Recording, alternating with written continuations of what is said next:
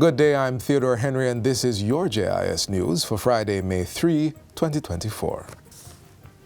The $90 million Barco water supply system was commissioned into service yesterday, bringing water relief to about 400 residents of the Trelawney community. Work on the water system started in August 2023 and was completed in February of this year. The area, which was predominantly for farming, grew into a residential one, but there was no potable water. That all changed with yesterday's pipe commissioning ceremony. We normally have to buy portable water or catch portable water. We've always had the irrigation water, which is straight from the river, which is untreated. And to see this change, treated water in pipelines is something that is good. Portfolio Minister Senator Matthew Samuda says this is a drop in the bucket of approximately $5 billion worth of water infrastructure investments being pursued by the National Water Commission. We expect to unleash investments in the water sector that have only been spoken about for 30 years.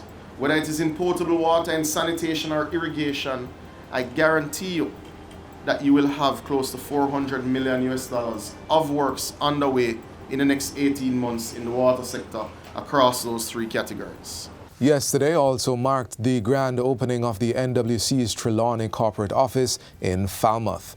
The new office will be serving over 800 customers. A lot of Jamaicans still want to be able to interact face to face. And the National Water Commission is committed to meeting you where you are. The government of Jamaica is committed to making sure all Jamaicans have access to the services they want in the most convenient way for them. With the NWC's presence here, we can expect improved efficiency, enhanced support, and a stronger commitment to meeting our water needs. The Water Minister says several other projects are to come on stream for Trelawney this year, with others getting needed funds for completion.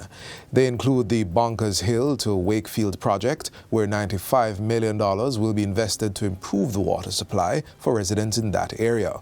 $1 million is being allocated to address water issues faced by residents of the Carnegie community.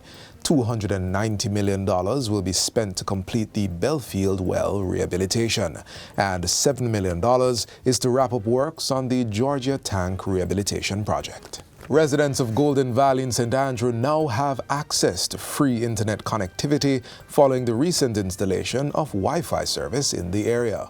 The utility is being provided under the Universal Service Fund's Community Wi-Fi Initiative, which aims to bridge the digital divide in Jamaica.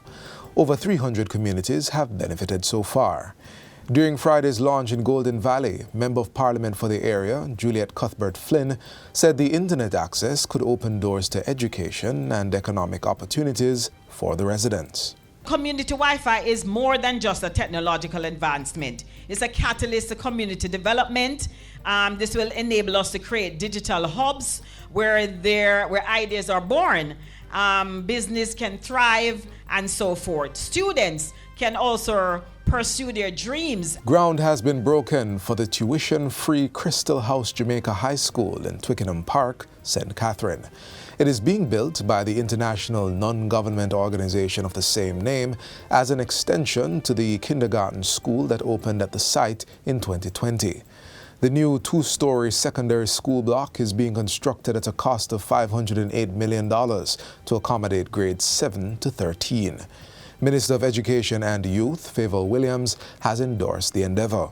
She says the partnership between the government and Crystal House that was forged through a memorandum of understanding in 2019 is a prime example of what can be achieved when public and private entities come together with a shared vision and purpose.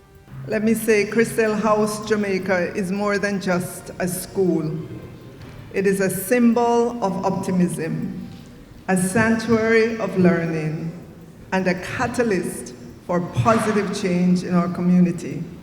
By providing comprehensive support, including education, nutrition, healthcare, and mentorship. The high school block is expected to be completed in April 2025 and will host 420 pupils. Your decision to invest in Jamaica speaks volumes about your belief in our nation's potential and your dedication to making a meaningful difference in the life of our people. And finally, Jamaica is now 8 places up on the World Press Freedom Index. The island now ranks 24th among 180 countries that most respect press freedom, up from number 32 last year. The country has received a score of 77.3 for 2024 compared to 75.89 in 2023. The World Press Freedom Index is published annually by Reporters Without Borders, RSF, a non-governmental global media watchdog group based in Paris, France. Minister with responsibility for information Robert Morgan reacted to the news, saying the government welcomes the significant improvement and continues to encourage freedom of the press. With an improved score, we are now the #1 ranked country in the Caribbean.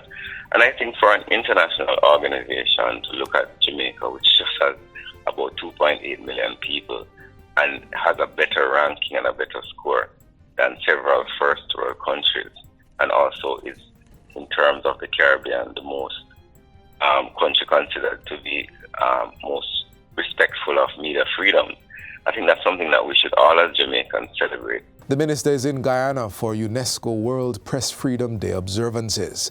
While there, he will participate in the ceremonial signing of a memorandum of understanding to deepen the bonds of friendship and collaboration between Jamaica and Guyana through knowledge sharing.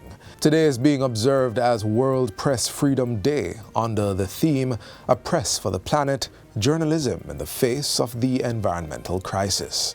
And that's it for JIS News Today. I'm Theodore Henry. Thanks for watching.